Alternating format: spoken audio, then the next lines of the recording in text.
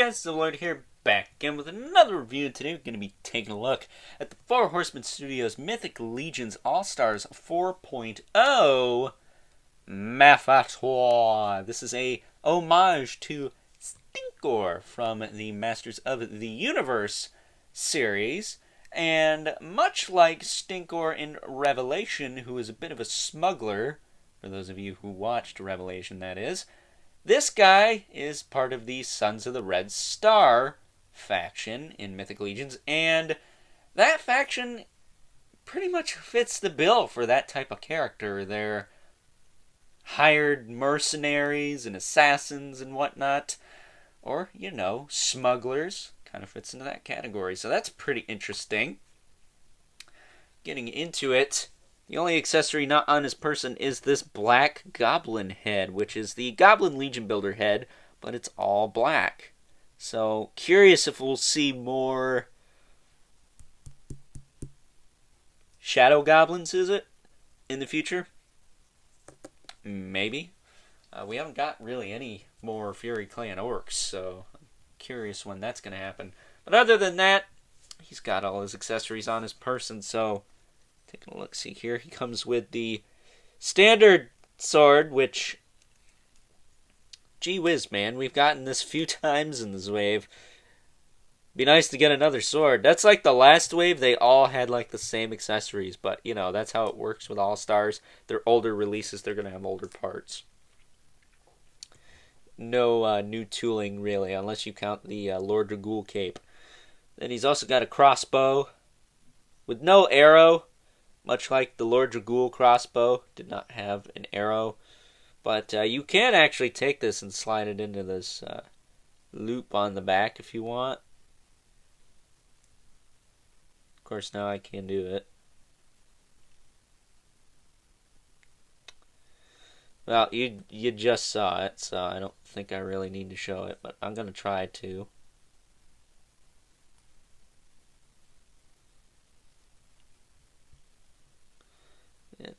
It does not want to go in now.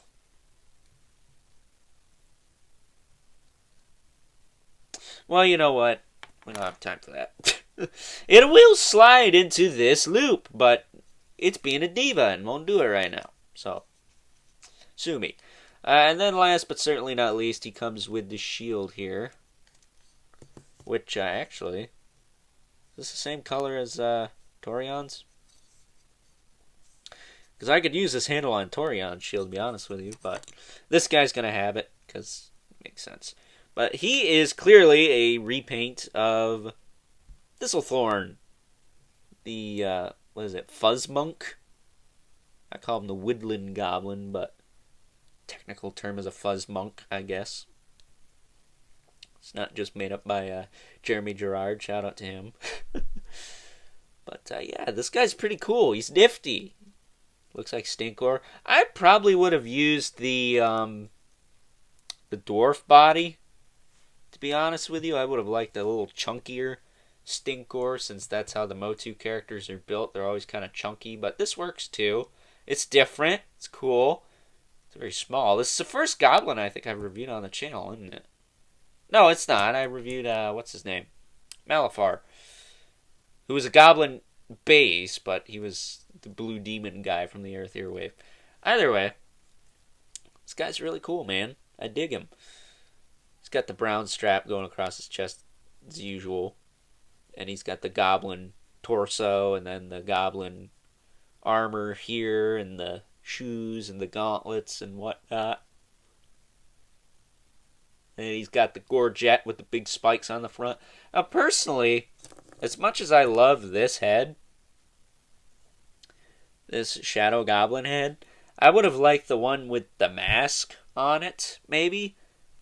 And this is another reason it could have been built on that bigger body. It would have totally worked, because Stinkor in 2000X had that gas mask.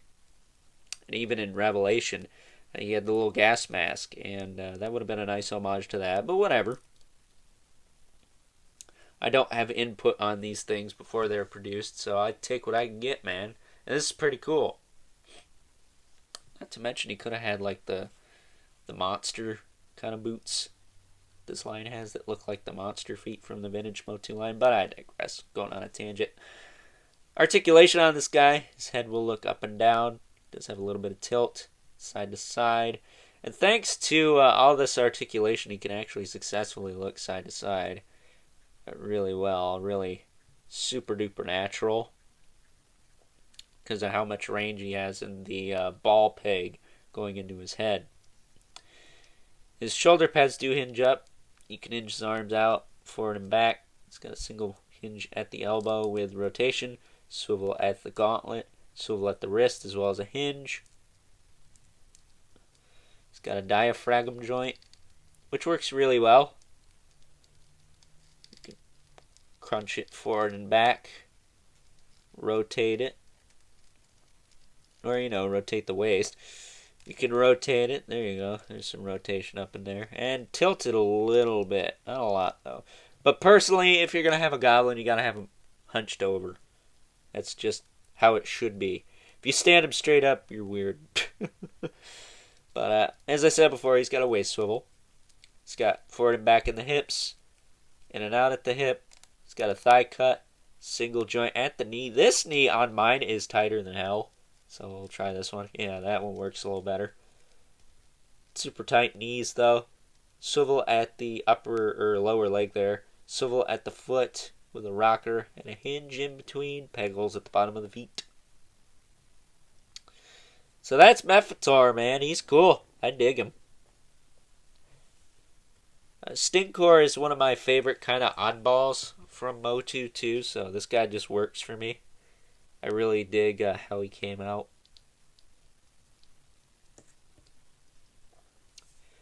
And unfortunately, I don't have any other goblins handy to compare him to. But at any rate, let's get him geared back up and take a look at some comparisons. First up, here is Mephitor next to a couple other Mythic Legions figures. We have the Skeleton Soldier Builder, as well as the Skeleton Legion Builder. Skeleton Soldiers, of course, from Advent of Decay.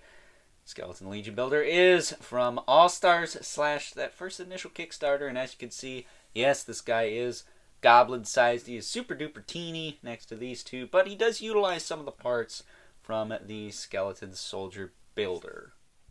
Up next, and since I've decided to not compare him to the other figures from this wave since they were part of a poll, I'm going to do the two Motu homages separately from that. Here is Mephitor next to a couple of my favorite Motu homages that Four Horsemen have given us in this line. We have Krona and Lord Dragul.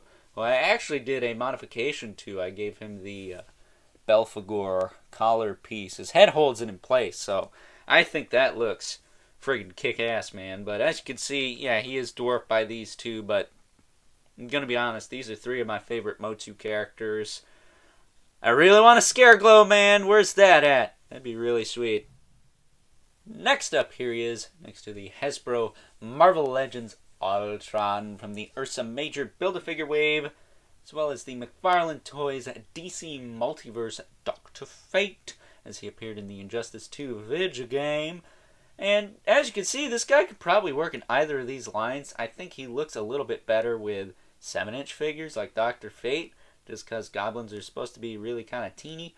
And he looks a little big next to Ultron, I'm not going to lie. So there is that. And last but certainly not least, we have our two regulars, Brother Mandibulus from Advent of Decay, of course. And we also have the 11 Spawn. And yeah, Mephitor is literally the smallest thing I'm probably going to review this week.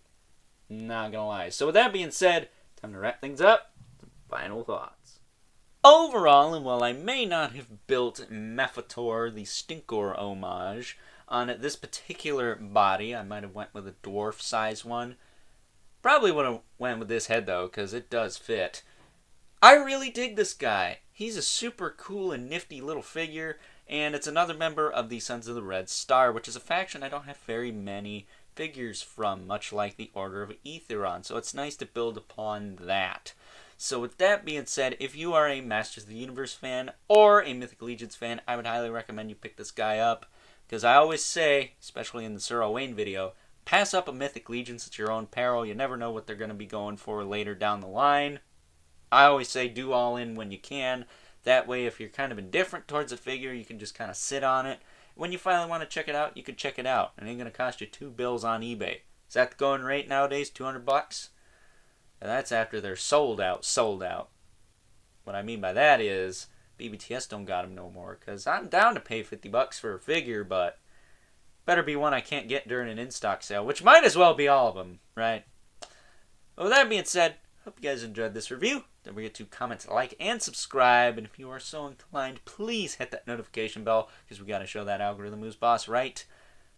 And don't forget, hit me up on Instagram at Overlord Productions. If you haven't already, check out the Mythic Legions Cabal over on Facebook and or Instagram. But as always, keep the comments civil, because the world sucks enough as it is. And until next time, I'll catch you guys later.